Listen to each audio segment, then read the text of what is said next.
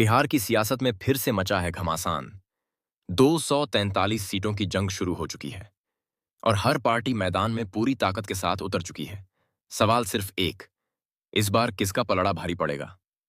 राजनीतिक रणभूमि में सबसे बड़ा मोर्चा एनडीए गठबंधन, जहां भाजपा और जेडीयू एक बार फिर साथ साथ हैं। सीट बंटवारा हो चुका है। दोनों दल लड़ेंगे 101 सीटों पर, जबकि चिराग पासवान की एलजेपी को मिली हैं 29 सीटें।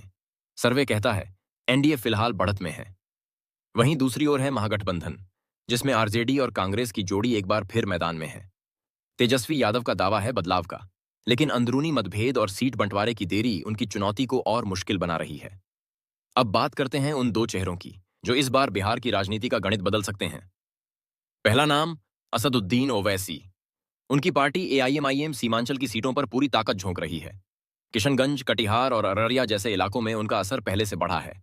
अगर ओवैसी के वोट बैंक ने करवट ली तो महागठबंधन को भारी नुकसान हो सकता है।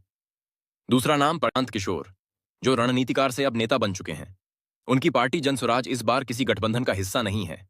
पी के खुद गांव गांव जाकर कह रहे हैं बिहार को चाहिए नई राजनीति। उनका अभियान युवाओं और पढ़े लिखे वोटरों पर फोकस कर रहा है।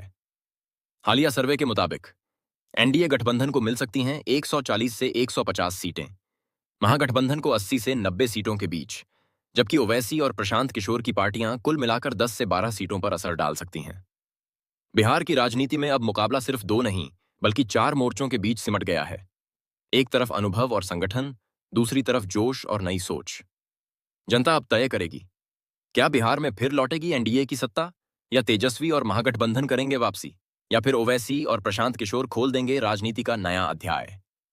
2025 का चुनाव बदलाव का या निरंतरता का, फैसला अब बिहार की जनता के हाथ में है।